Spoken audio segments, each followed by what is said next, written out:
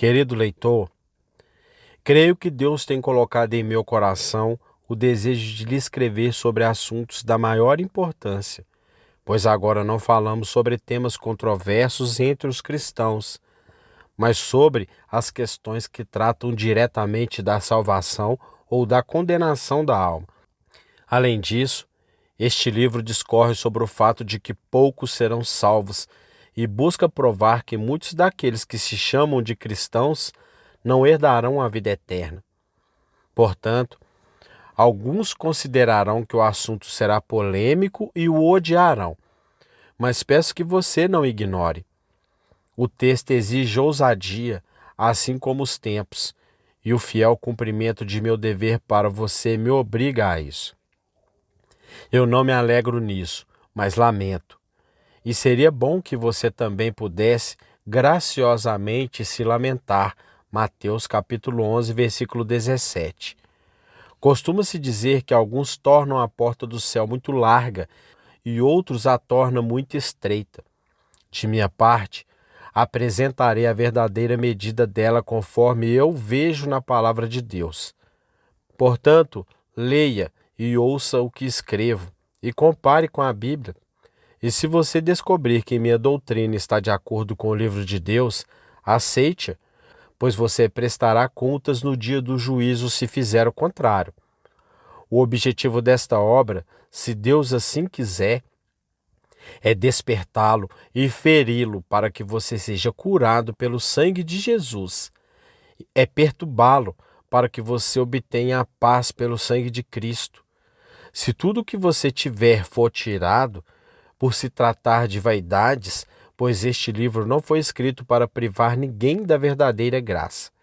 Então, compre de Cristo o ouro provado no fogo, para que te enriqueças, e roupas brancas, para que te vistas, e não apareça a vergonha da tua nudez, e que unjas os teus olhos com colírio, para que vejas. Apocalipse, capítulo 3, versículo 18. A porta estreita. Esforçai-vos por entrar pela porta estreita, porque eu vos digo que muitos procurarão entrar e não poderão. Lucas, capítulo 13, versículo 24. Estas são as palavras de nosso Senhor Jesus Cristo e, portanto, devem ser ouvidas com atenção especial.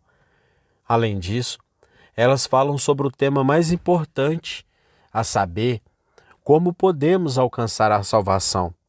E, portanto, esse é mais um motivo para serem ouvidas atentamente.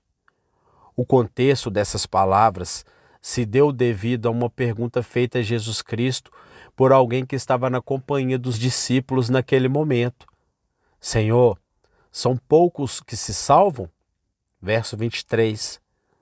Essa é uma pergunta muito séria, diferente de muitas que são feitas hoje em dia, cujo objetivo é a perversão dos ouvintes, que em si mesma tendia a despertar o seu público para o bem e exigir uma resposta que beneficiasse os outros ouvintes. Essa pergunta agradou a Jesus Cristo, e ela recebeu uma resposta tão completa que acabou por esclarecer todos aqueles que possuíam a mesma dúvida. E ele lhe respondeu: esforçai-vos por entrar pela porta estreita. Essas palavras serviram tanto de resposta como de instrução. Em primeiro lugar, essa foi uma resposta afirmativa. A porta é estreita. Muitos procurarão entrar por ela e não poderão. Portanto, poucos serão salvos. Em segundo lugar, essa resposta também servia como uma instrução. Esforçai-vos por entrar. Oro para que Deus ajude a mim, ao leitor e a todos os que amam sua própria salvação a observarem essa instrução. Exporei tais palavras da seguinte maneira: em primeiro lugar, as explicarei, e então, em segundo lugar, faremos algumas observações sobre elas. A explicação dessas palavras. Em primeiro lugar, devemos considerá-la com respeito ao seu escopo geral. E então, em segundo lugar, as consideraremos com relação às suas frases em particular. Em primeiro lugar, consideraremos o escopo geral do texto e o seu grande tema, a salvação, pois essas palavras imediatamente apontam e dão instruções sobre a salvação. São poucos os que se salvam? Esforçai-vos por entrar pela porta estreita. Essas palavras servem para nos direcionar não apenas a falarmos ou a desejarmos a salvação, mas a entendermos como seremos salvos e a buscar tal salvação para que possamos ser efetivamente salvos.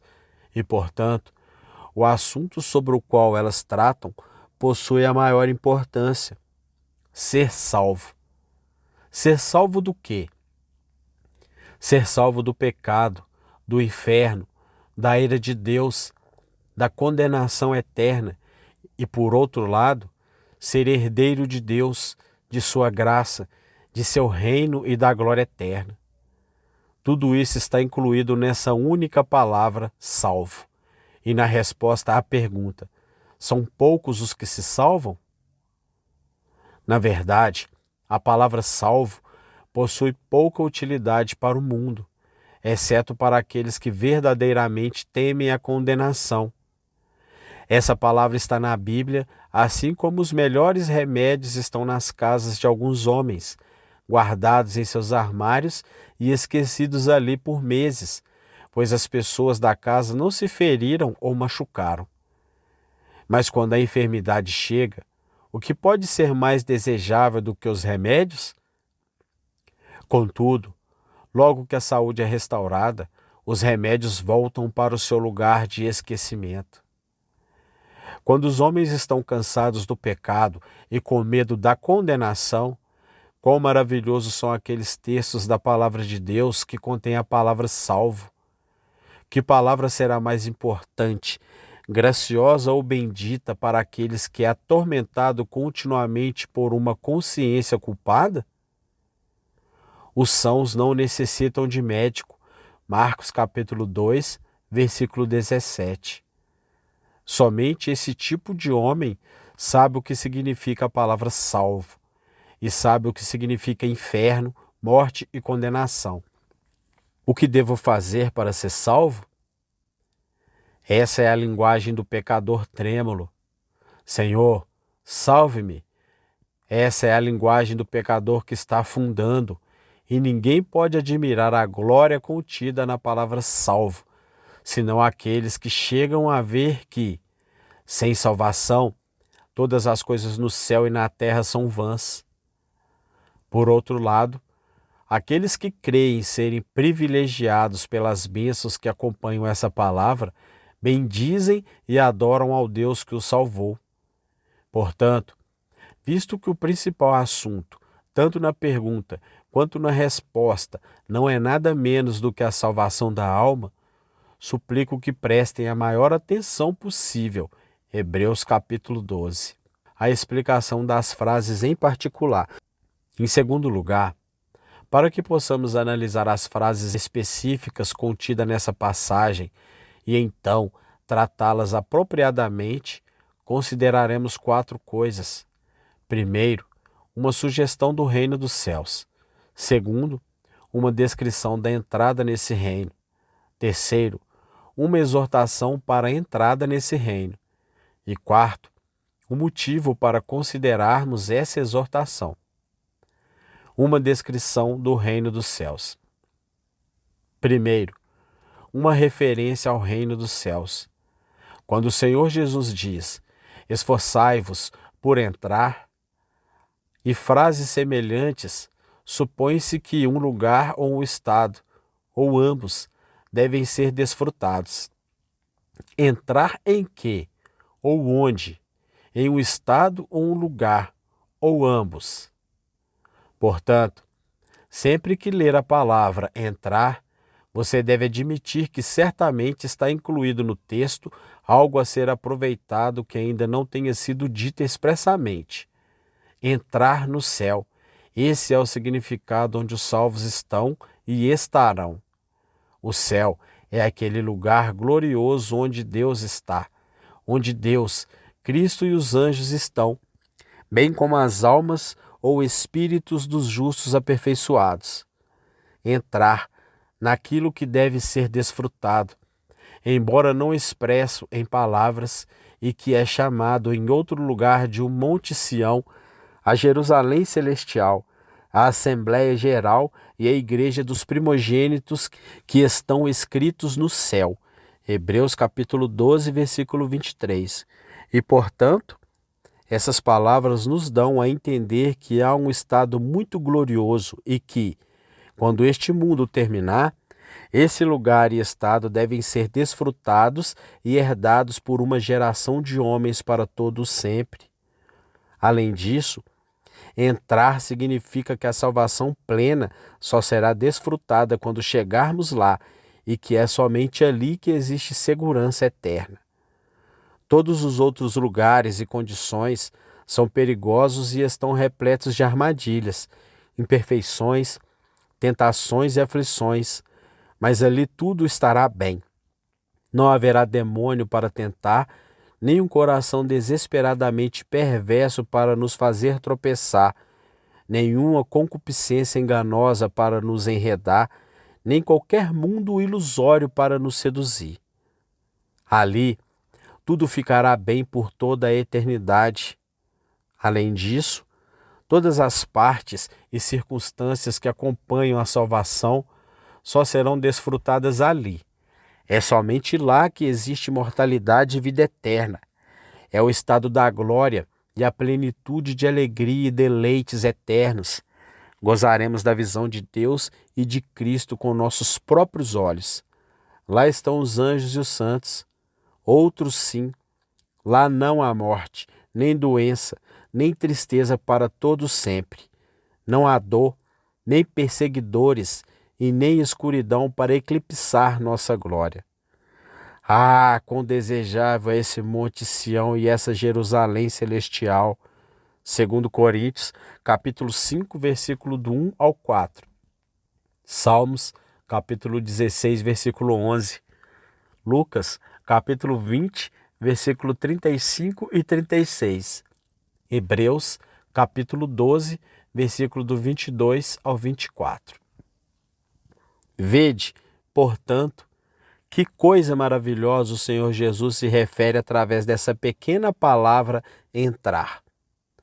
Nessa palavra está envolvido todo um céu e uma vida eterna, assim como também acontece com outras pequenas palavras nas Sagradas Escrituras da verdade, como quando ele diz, batei e abrir-se-vos-á, Mateus capítulo 7, versículo 7, e os eleitos o alcançarão, Romanos capítulo 11, versículo 7. Isso deve nos ensinar não apenas a ler, mas a meditar sobre aquilo que lemos. Não apenas a ler, mas a elevar nossos corações a Deus na leitura, pois se não prestarmos atenção, se o Espírito não nos conceder luz e entendimento, podemos facilmente ignorar, sem qualquer consideração, uma palavra que pode trazer consigo um reino glorioso e a salvação eterna. Frequentemente, como é o caso com o nosso texto, todo um céu é intencionado, mesmo sem ser mencionado explicitamente. Os apóstolos costumavam extrair grandes verdades das Escrituras, mesmo que não estivessem expressas na própria ordem ou contexto imediato do texto. Leia Romanos capítulo 4, versículo do 9 ao 11, Gálatas capítulo 3, versículo 16 e 17 e Hebreus capítulo 8, versículo 3. Uma descrição da entrada nesse reino. Assim como temos aqui uma referência ao reino dos céus, assim também temos uma descrição da entrada nesse reino através de uma analogia dupla. Primeiro, essa entrada é chamada de porta. Segundo, uma porta estreita. Esforçai-vos por entrar pela porta estreita. Primeiro, essa entrada é chamada de porta. É apresentada uma analogia com uma porta. Uma porta, como se sabe, possui duas utilidades. Serve para abrir e para fechar, e, consequentemente, para deixar entrar ou de impedir a entrada, e ambas as ações devem ser executadas em seu tempo apropriado, como está escrito: não se abram as portas de Jerusalém até que o sol aqueça. E novamente lemos: ordenei que as portas fossem fechadas e mandei que não as abrisse até passado o sábado. Neemias capítulo 7, versículo 3, capítulo 13, versículo 19 e 20. Assim acontece também com a relação à porta do céu, pois quando as 5 virgens prudentes chegaram, a porta foi aberta, mas depois vieram as outras virgens e a porta foi fechada. Mateus capítulo 25. Portanto, a entrada no céu é chamada de porta, para nos mostrar que haverá um tempo em que ela estará aberta, mas chegará um tempo em que ela estará fechada. E, de fato, esta é a principal verdade contida no texto. Esforçai-vos por entrar pela porta estreita, porque eu vos digo que muitos procurarão entrar e não poderão. Vemos nas Escrituras uma porta pela qual devem entrar aqueles que vão para o céu. Existe a porta da fé, a porta que a graça de Deus abriu aos gentios. Essa porta é Jesus Cristo, mas ele mesmo assim testifica dizendo: eu sou a porta. João capítulo 10, versículo 9. Atos capítulo 14, versículo 27.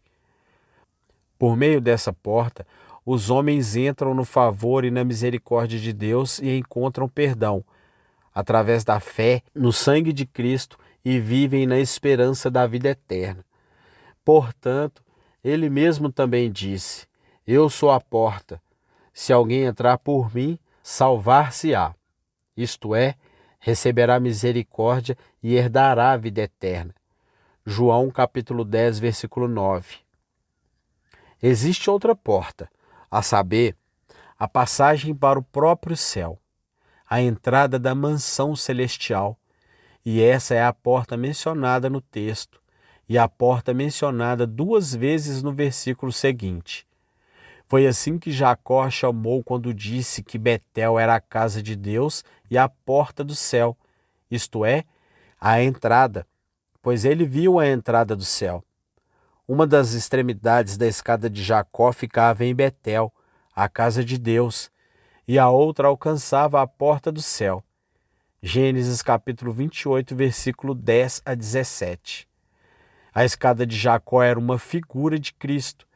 Essa escada não era a porta do céu, mas o caminho da igreja para aquela porta que ele viu no topo da escada. Gênesis capítulo 28, versículo 12, João capítulo 1, versículo 51. Para confirmar que a porta mencionada em nosso texto é a porta ou entrada para o céu, considere o seguinte: A. Essa porta permite que os homens entrem ou proíbe que eles passem para aquele lugar ou reino onde Abraão, Isaque e Jacó estão, a saber, o paraíso no qual Cristo prometeu que o ladrão estaria com ele naquele mesmo dia e que o ladrão desejou estar quando pediu para estar com Cristo quando este viesse em seu reino. Esse é aquele lugar para o qual Paulo foi arrebatado e ouviu palavras que eram proibidas ou impossíveis de serem pronunciadas por um homem. Lucas, capítulo 13, versículo 28, capítulo 23, versículo 42. 2 Coríntios, capítulo 12, versículo do 1 ao 6. Pergunta: mas Cristo não é a porta ou a entrada para esse lugar celestial? Resposta: a parte de Cristo nenhum homem poderia chegar ao céu, porque é pelos méritos dele que os homens alcançam o mundo vindouro, e também é por ele que o Pai concede a entrada no reino a quem ele quer. Além disso, esse lugar é chamado de sua casa, e ele mesmo é chamado de o pai de família. Quando o pai de família se levantar e cerrar a porta. Lucas capítulo 13, versículo 25. Mas costumamos dizer que o dono da casa não é a porta. Então, os homens entram no céu por meio dele, não na qualidade de a porta ou a entrada da mansão celestial, mas por meio dele, enquanto dono e doador desse reino para aqueles que ele considera dignos, pelo fato de haver adquirido o reino para eles. Quanto ao fato de que essa porta será a passagem para o céu, considere que o texto tem uma referência especial ao dia do juízo, quando Cristo terá posto de lado seu ofício de mediador, o qual ele exerceu anteriormente para trazer à fé seus eleitos, e então agirá não como quem justifica os ímpios, mas como quem julga os pecadores. Então ele se levantará do seu trono de graça, fechará a porta contra todos os que não se arrependeram de seus pecados, se assentará em seu trono de julgamento e então lidará com os ímpios. Objeção. Cristo ordena que nos esforcemos. Esforçai, agora por entrar pela porta estreita. Mas se essa porta for como você diz que é, ou seja, uma porta ou entrada para o céu, então os nossos esforços até o dia do julgamento serão vãos, pois não poderemos entrar por aquela porta antes disso. Resposta. Cristo, ao nos exortar a nos esforçarmos para entrarmos pela porta, não nos dá qualquer desculpa para sermos negligentes com nossa própria salvação. Antes ele busca levar as pobres criaturas a se prepararem para o julgamento e as aconselha a obterem agora aquelas coisas que então lhes concederão entrada na glória. Essa exortação é muito parecida com esta outra. Por isso, estai vós apercebidos também, porque o Filho do Homem há de vir a hora em que não penseis, e as que estavam preparadas entrarão com ele para as bodas, e fechou-se a porta. Mateus capítulo 24, versículo 44, capítulo 25, versículo 10. De modo que, quando ele diz, esforçai-vos por entrar, é como se dissesse, bem-aventurados aqueles que serão admitidos naquele dia para entrar no reino dos céus. Contudo, aqueles que são considerados dignos de um favor tão indescritível devem estar bem preparados e habilitados para isso de antemão. A hora de se preparar não é o dia do julgamento, mas o dia da graça, não depois, mas agora. Portanto, esforce-se agora para obter aquelas coisas que lhe darão entrada no reino celestial. Essa entrada é chamada de porta estreita. Assim como ela é chamada de porta, também é chamada de porta estreita. Esforçai-vos por entrar pela porta estreita. A estreiteza desta porta não deve ser entendida de modo carnal, mas místico. Você não deve entender isso como se a entrada do céu fosse uma portinha minúscula. Não. A estreiteza dessa porta consiste em outra coisa. Essa porta é larga o suficiente para todos aqueles que amam verdadeiramente, de forma graciosa e sincera, a Jesus Cristo, mas tão estreita que nenhum outro é capaz de passar por ela. Abre-me as portas da justiça, entrarei por elas e louvarei ao Senhor. Esta é a porta do Senhor, pela qual os justos entrarão. Salmos capítulo 118, versículo 19 e 20. Através dessa expressão, Cristo Jesus nos ensinou que sem as devidas qualificações não há possibilidade de entrar no céu. A porta estreita manterá todos os outros fora dali. Quando Cristo contou essa parábola, sem dúvida ele tinha em mente alguma passagem ou passagens do Antigo Testamento com a qual os judeus estavam bem familiarizados. Mencionarei duas delas. Primeiro, a passagem que relata que Deus expulsou Adão e sua esposa do paraíso. Possivelmente, nosso Senhor poderia estar com essa narrativa em mente, pois a passagem do jardim foi larga o suficiente para saírem, mas estreita demais para que pudessem entrar novamente. Mas qual foi a razão disso? Ora, eles pecaram e, portanto, Deus, Pôs querubins ao oriente do jardim do Éden e uma espada inflamada que andava ao redor para guardar o caminho da árvore da vida. Gênesis capítulo 3, versículo 24. Os querubins e a espada flamejante fizeram com que a entrada do paraíso se tornasse estreita demais para que pudessem entrar novamente. Ó almas, há querubins e uma espada flamejante nas portas do céu, guardando o caminho da árvore da vida. Portanto, ninguém, a não ser os que estão devidamente habilitados para o céu, podem entrar por essa porta estreita. A espada flamejante manterá todos os outros fora. Não sabeis que os injustos não hão de herdar o reino de Deus? Não erreis, nem os devassos, nem os idólatras, nem os adúlteros, nem os efeminados, nem os sodomitas, nem os ladrões, nem os avarentos, nem os bêbados, nem os maldizentes, nem os roubadores herdarão o reino de Deus. 1 Coríntios, capítulo 6, versículo 9 e 10. Segundo, talvez nosso Senhor tivesse em mente as portas do templo quando proclamou essas palavras ao povo, pois embora as portas do templo tivessem 6 côvados de largura, ainda assim eram tão estreitas que nenhum impuro poderia entrar por elas.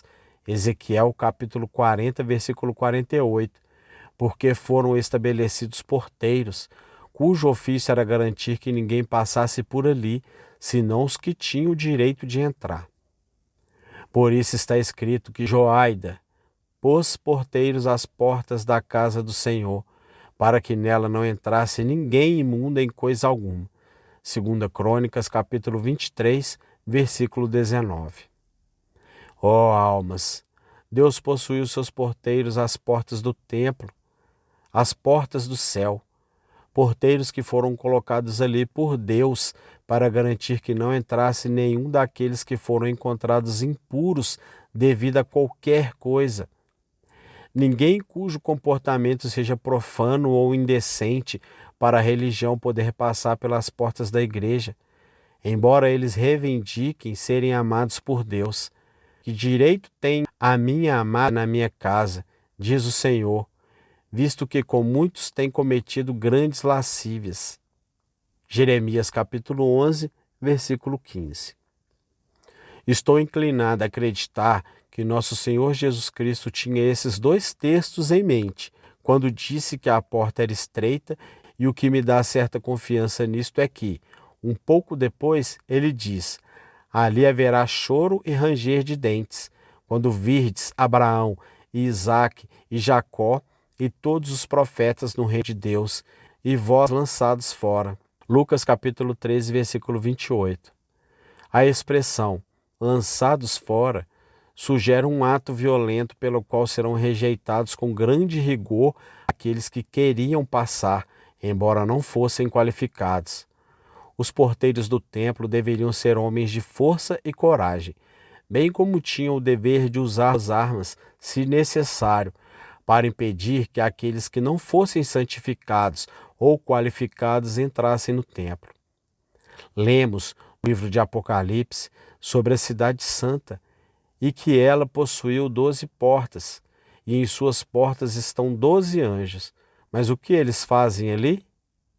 Ora, entre outras coisas, eles devem garantir que não entrará nela coisa alguma que contamine e cometa abominação e mentira. Apocalipse capítulo 21, versículo 12 e 27. 3 coisas que tornam essa porta tão estreita. De modo mais específico, observaremos o que torna essa porta tão estreita. Há 3 coisas que a tornam estreita. Primeiro, o pecado. Segundo, a palavra da lei. Terceiro, os anjos de Deus. Primeiro, o pecado. Há o pecado do ímpio e o pecado do falso cristão. Primeiro, o pecado do ímpio. Não há necessidade de nos determos neste ponto, pois é reconhecido por todos, onde se encontra a crença comum acerca da existência de Deus e do julgamento vindouro, que os ímpios serão lançados no inferno e todas as nações que se esquecem de Deus. Salmos, capítulo 9, versículo 17. Segundo, o pecado do falso cristão, ou melhor, daquele que se chama de cristão, mas permanece com o coração e a vida não santificados. O pecado deles afetará a salvação de suas almas, e o pecado acaba sendo o lado mais pesado da balança. Quando digo que o pecado é o que mais pesa na balança, quero dizer que é o pecado que eles se inclinam e então, apesar de fazer uma gloriosa profissão de fé, acabam lançados na perdição e na destruição, pois nenhum desses tem qualquer herança no reino de Cristo e de Deus. Portanto, ninguém vos engane com palavras vãs, porque por essas coisas vem a ira de Deus sobre os filhos da desobediência. Nenhuma profissão de fé meramente exterior poderá salvá-los. Efésios capítulo 5, versículo 3 a 6. A porta será estreita demais para que pessoas como essas passem por ela. Tais homens podem até participar de algumas coisas relativas à salvação, mas não da salvação em sua totalidade. Deus livrou os filhos de Israel do Egito, porém os condenou no deserto. Mas quero lembrar-vos, como a quem já uma vez soube isto, que, havendo o Senhor salvo um povo, tirando-o da terra do Egito, destruiu depois os que não creram. Judas capítulo 5. Assim, entendemos que, apesar do início que tiveram, não puderam entrar por causa da incredulidade. Hebreus capítulo 3, versículo 19.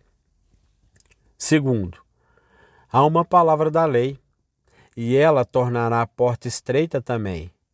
Ninguém entrará por ela, exceto aqueles que possuem a permissão da lei. Pois embora nenhum homem seja ou possa ser justificado pelas obras da lei, contudo, a menos que a justiça e a santidade pelas quais eles tentam entrar nesse reino sejam aprovadas pela lei, é em vão que eles desejarão passar por essa porta estreita. Ora, a lei não justifica, senão somente por causa da justiça de Cristo. Se, portanto, alguém não for realmente achado nessa justiça, então descobrirá que a lei serve apenas para bloquear sua passagem para o céu.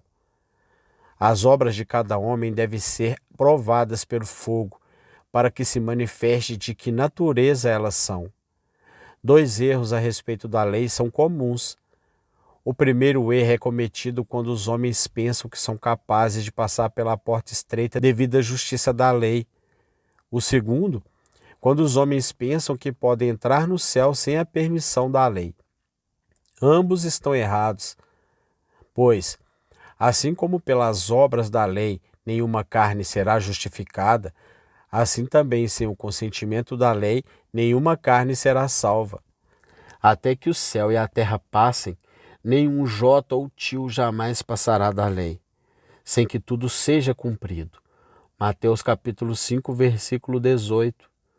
Aquele que não pode ser salvo pelo consentimento da lei deve, portanto, ser condenado. E, de fato, essa lei é aquela espada flamejante que se move para todas as direções.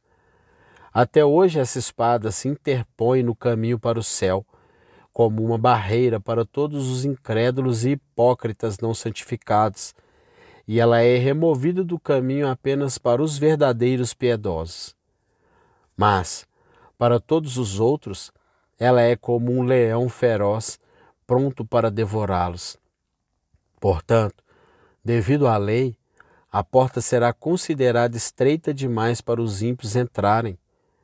Quando o apóstolo disse aos coríntios: "Não sabeis que os injustos não hão de herdar o reino de Deus?" E que haviam pessoas entre eles que haviam sido assim, ele acrescenta: "Mas haveis sido lavados, mas haveis sido santificados, mas haveis sido justificados em nome do Senhor Jesus e pelo Espírito do nosso Deus." 1 Coríntios capítulo 6, versículo do 9 ao 11. Concluímos, então, que se eles não tivessem sido lavados, santificados e justificados em nome do Senhor Jesus, a lei os teria mantido fora devido às suas transgressões. A lei teria tornado a porta estreita demais para que eles pudessem entrar. Terceiro, os anjos de Deus também tornam a porta estreita.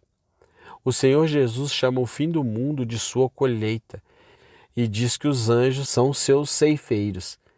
Esses anjos têm o dever de reunir o trigo em seu celeiro, mas também de juntar os ímpios em feixes para queimá-los. Mateus capítulo 13, versículo do 39 ao 41 e 49. Portanto, a menos que o homem não santificado possa subjugar a lei e vencer aos anjos, a menos que ele possa, por assim dizer, tirá-los da porta do céu, ele mesmo jamais entrará ali. Ninguém vai para o céu, a não ser com a ajuda dos anjos.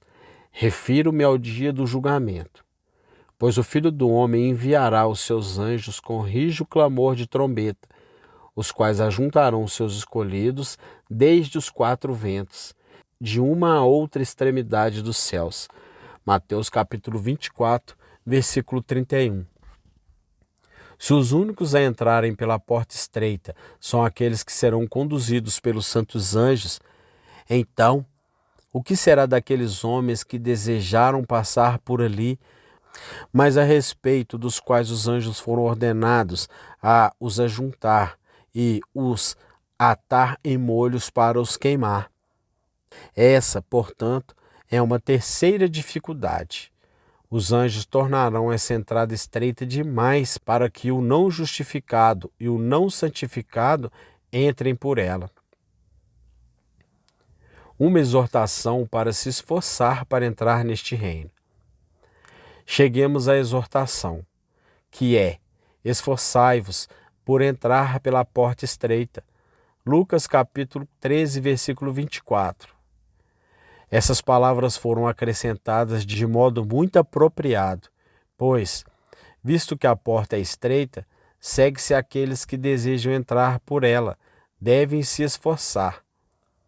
A palavra esforçai dá a entender que a ociosidade excessiva é algo natural aos que se chamam falsamente de cristãos. Eles pensam que vão para o céu, mentindo para si mesmos. Essa palavra também sugere que haverá muitas dificuldades a serem enfrentadas por aqueles que se chamam cristãos antes de chegarem ao céu. A partir dela também se conclui que apenas o cristão esforçado, seja homem ou mulher, chegará lá. Esforçai-vos. Vou propor 3 perguntas acerca dessa palavra. A resposta para cada uma delas deve nos ajudar a entender seu significado. Primeiro, o que a palavra esforçai significa? Segundo, como devemos nos esforçar? Terceiro, por que devemos nos esforçar? Significado da palavra esforçai. Primeiro, o que essa palavra significa? Resposta: quando ele diz esforçai, é o mesmo que dizer trabalhe com todas as suas forças. Tudo quanto tiver à mão para fazer, fazei-o conforme as tuas forças, porque na sepultura, para onde tu vais, não há obra nem projeto, nem conhecimento, nem sabedoria alguma. Eclesiastes capítulo 9, versículo 10. Foi assim que Sansão agiu quando destruiu os filisteus e inclinou-se com força. Juízes capítulo 16, versículo 30. Assim também fez Davi, quando providenciou o necessário para a edificação do templo de Deus. 1 Crônicas capítulo 29, versículo 2. E você deve agir assim também, se quiser um dia entrar nos céus. Segundo, quando ele diz esforçai, ele se refere à mente e à vontade dos homens, para que se dediquem a buscar a ele e ao reino dos céus, pois não há quem se esforce, de fato, a não ser aqueles que deram o seu coração ao Filho de Deus, do qual a mente e a vontade são uma parte inicial, pois a conversão para a salvação consiste muito mais em converter a mente e a vontade para Cristo e para amar as coisas celestiais do que em todo conhecimento e discernimento. O apóstolo afirma isso quando diz: estais no mesmo espírito, combatendo juntamente com o mesmo ânimo. Filipenses capítulo 1, versículo 27. Terceiro, e mais particularmente, essa palavra é expressa por vários outros termos. A. Correi de tal maneira que alcanceis. 1 Coríntios capítulo 9, versículo 24 e 25. B. Milita, a boa milcia da fé. Tome posse da vida eterna. 1 Timóteo capítulo 6, versículo 12. C. Trabalhai, não pela comida que perece, mas pela comida que permanece para a vida eterna. João capítulo 6, versículo 27. D. Temos que lutar contra os principados, contra as potestades, contra os príncipes das trevas deste século. Efésios capítulo 6, versículo 12. Portanto, quando ele diz esforçai, é o mesmo que dizer corra para o céu, lute pelo céu, trabalhe pelo céu, ou você acabará fora dele. Como devemos nos esforçar? Segundo, a pergunta é: como devemos nos esforçar? Resposta: de forma geral, a resposta é que você deve se esforçar de forma legítima. E se alguém também milita, não é coroado senão militar legitimamente. 2 Timóteo capítulo 2, versículo 5. Mas você pergunta ainda: o que é se esforçar de forma legítima? Eu respondo: primeiro, é lutar contra todas as coisas que são abomináveis ao Senhor Jesus. É resistir até derramar seu sangue, lutando contra todo o pecado. Hebreus capítulo 12, versículo 4. É renunciar a todas as coisas que são condenadas pela palavra como coisas abomináveis, mesmo que para isso você precise cortar a sua própria mão, olho ou pé e buscar suprimi-las completamente, empregando todos os meios piedosos. Marcos capítulo 9, versículo 43, 45 e 47. Segundo, se esforçar legitimamente é se esforçar para cumprir tudo aquilo que é ordenado pela palavra. Mas tu, ó homem de Deus, foge dessas coisas e segue, isto é, se esforce para segui-las: a justiça, a piedade, a fé, o amor, a paciência e a mansidão. Milita a boa milícia da fé, tome posse da vida eterna. 1 Timóteo capítulo 6, versículo 11 e 12. Terceiro, aquele que busca se esforçar legitimamente deve, portanto, ser virtuoso em todas as coisas boas e lícitas desta vida. E todo aquele que luta de tudo se abstém. Eles o fazem para alcançar uma coroa corruptível, nós, porém, uma incorruptível. 1 Coríntios capítulo 9, versículo 25. A maioria dos que se chamam de cristãos são convenientes com o mundo e com a vaidade de seus corações. Eles se aproximam e se envolvem com estas coisas. Eles se esforçam mais em palavras vazias do que por meio de uma luta vigorosa contra a concupiscência. O amor a este mundo e às próprias corrupções, mas esse tipo de esforço nada mais é do que dar golpes no ar, um esforço que finalmente se mostra completamente inútil. 1 Coríntios, capítulo 9, versículo 26. Quarto, aquele que se esforça legitimamente deve depositar a sua dependência em Deus e em Cristo para realizar sua obra. Caso contrário, certamente será frustrado. Paulo diz: e para isso também trabalho, combatendo segundo a sua eficácia, que opera em mim poderosamente. Colossenses capítulo 1, versículo 29. E para que tenha sucesso nessa obra, ele deve se atentar para o seguinte: primeiro, ele deve tomar cuidado para não se esforçar por coisas ou preceitos que não possuem nenhum proveito, pois, neste caso, Deus não estará com ele. O apóstolo diz: traze essas coisas à memória, ordenando-lhe diante do Senhor que não tenha contendas de palavras que para nada aproveitam e são para perversão dos ouvintes. 2 Timóteo capítulo 2, versículo 14. Contudo, infelizmente, quantos dos chamados cristãos em nossos dias são culpados dessas transgressões, cuja religião consiste principalmente, se não apenas, em algumas questões inúteis e disputas vãs sobre palavras e coisas sem proveito, que só servem para a destruição dos ouvintes.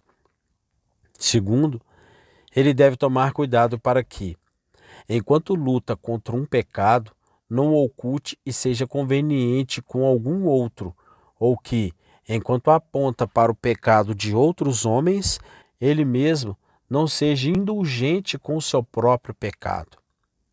Terceiro, enquanto você luta, esforce-se para crer no Evangelho, pois quanto mais crermos no Evangelho e na realidade das coisas do mundo por vir, com mais força e coragem trabalharemos para alcançar a bem-aventurança. Filipenses capítulo 1, versículo 27. Procuremos, pois, entrar naquele repouso, para que ninguém caia no mesmo exemplo de desobediência. Hebreus capítulo 4, versículo 11. Quarto, assim como devemos nos esforçar para crer, também devemos nos esforçar pela oração fervorosa e eficaz. Romanos capítulo 15, versículo 30. Ó multidões de hipócritas que não oram, o que vocês pensam de si mesmos? Certamente a porta do céu sempre foi tão estreita quanto ela é hoje. Mas que grande diferença há entre o esforço na oração que os cristãos de outrora empregavam para buscar as coisas que concedem entrada nesse reino e o que vemos em nossos dias. Quinto, devemos nos esforçar enquanto mortificamos nossa carne nessa terra.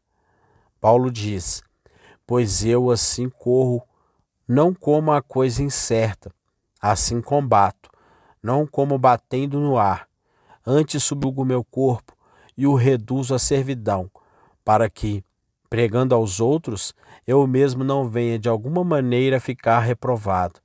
1 Coríntios capítulo 9, versículo 26 e 27.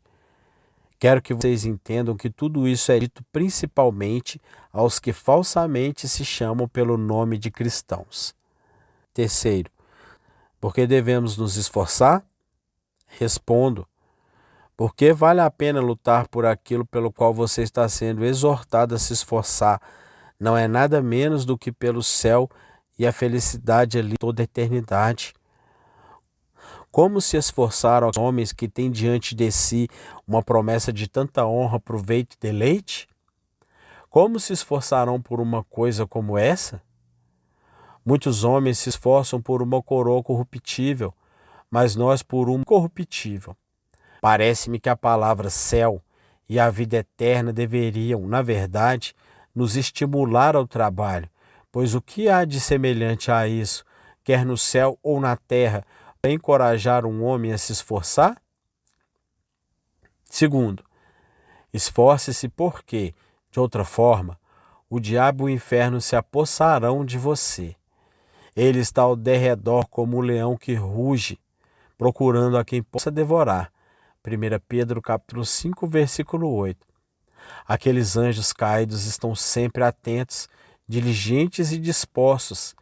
Eles também são poderosos, astuciosos e malícios, e não buscam nada mais do que a condenação de sua alma. Ah, você que é simples como uma pomba, esforce-se.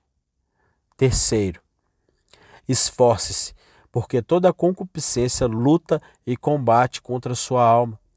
A carne cobiça contra o espírito. Gálatas capítulo 5, versículo 17. Pedro diz: amados, peço-vos como a peregrinos e forasteiros, que vos abstenhais das concupiscências carnais que combatem contra a alma. 1 Pedro capítulo 2, versículo 11.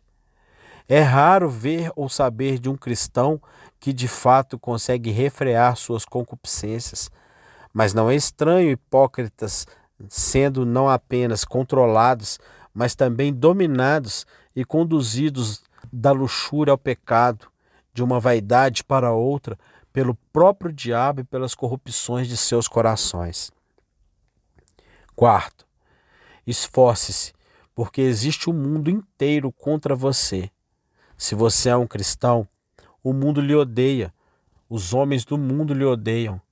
As coisas do mundo são armadilhas para você, até mesmo sua cama e sua mesa, sua esposa ou seu marido, e seus prazeres mais legítimos podem certamente fazer com que sua alma se afunde no inferno, caso você não lute contra as armadilhas que estão neles. Romanos capítulo 11, versículo 9. O mundo procura mantê-lo fora do céu através de zombarias, provocações, ameaças, prisões, forcas, queimaduras e 1000 diferentes tipos de mortes. Portanto, esforce-se. Novamente, se ele não puder vencê-lo dessa forma, ele vai lisonjear, prometer, seduzir, suplicar e usar 1000 artimanhas para destruí-lo. Observe também que muitos dos que resistiram às ameaças do mundo foram, no entanto, vencidos pelas lisonjas e bajulações dele.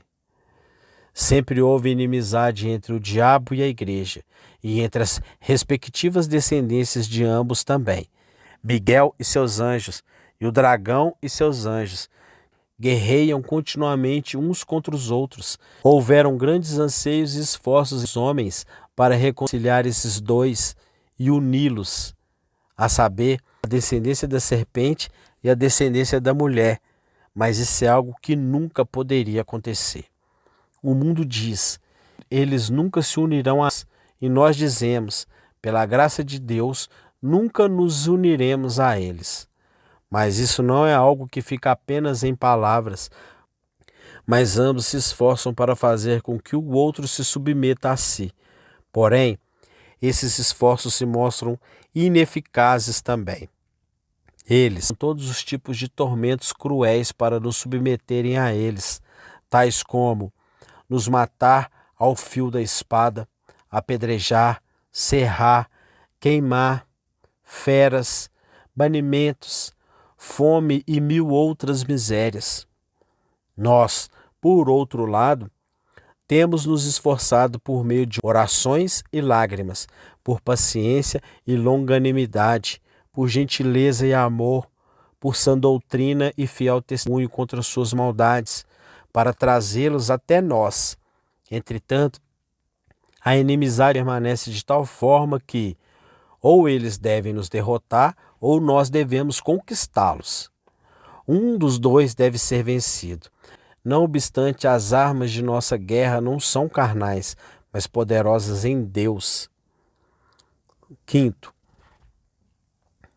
esforce-se, porque nada no cristianismo se obtém por meio da ociosidade. A indolência veste o homem com trapos, e a vinha do preguiçoso está repleta de urtigas. Provérbios capítulo 23, versículo 21, capítulo 24, versículo 30 a 32. Uma profissão de fé que não envolve trabalho espiritual não pode levar a alma para o céu. Nossos pais, antes de nós, não eram vagarosos no cuidado, mas fervorosos no espírito, servindo ao Senhor.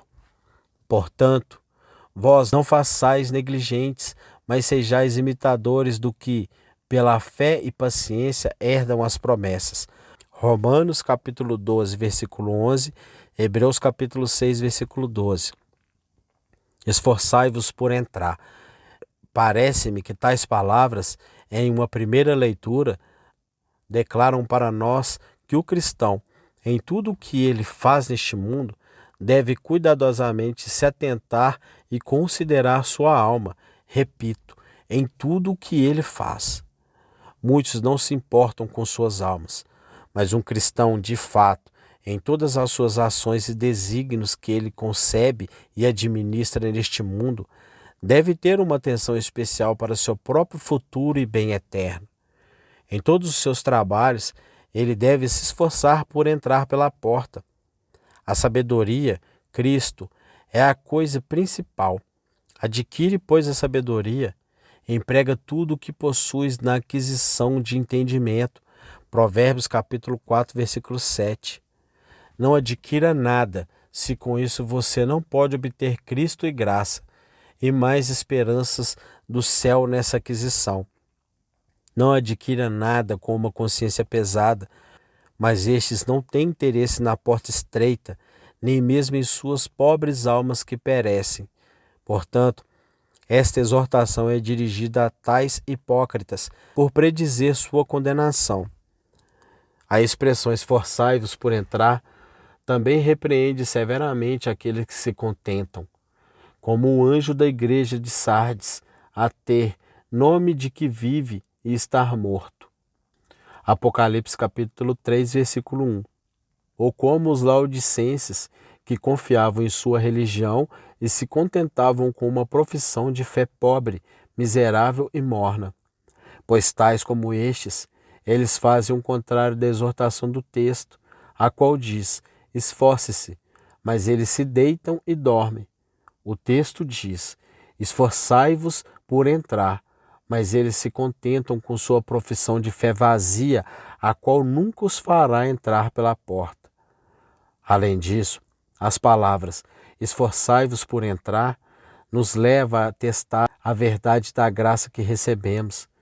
Repito, ela nos leva a comprovar a verdade da graça que recebemos, pois se a porta estreita é a porta do céu, e contudo, devemos nos esforçar para entrar por ela agora mesmo, enquanto vivemos, e antes de chegarmos lá. Então, sem dúvidas, Cristo pretende nos exortar a usar todos os meios lícitos para verificarmos a veracidade das graças que recebemos neste mundo, para ver se elas resistiram ao julgamento ou não. Esforce-se por entrar. Obtenha hoje aquelas graças que se provarão verdadeiras graças depois e, por meio disso, teste as graças que você possui. Mas você dirá: como devemos testar nossas graças? Você quer que procuremos por provações para que então nossas graças sejam testadas para ver se elas são verdadeiras ou falsas? Resposta: você não precisa procurar por provações. Deus já ordenou que um número suficiente delas venha sobre você para provar se suas graças são verdadeiras ou falsas, antes do dia de sua morte. Basta a cada dia o seu mal. Se você possuir pelo menos graça o suficiente para se manter em pé, repito, você enfrentará provações o suficiente para provar se a graça que você possui é verdadeira ou falsa. Assim, então, você poderá, se Deus lhe ajudar, conhecer o estado de sua alma antes de partir deste mundo, a saber, se suas graças o levarão a entrar pela porta do céu ou não.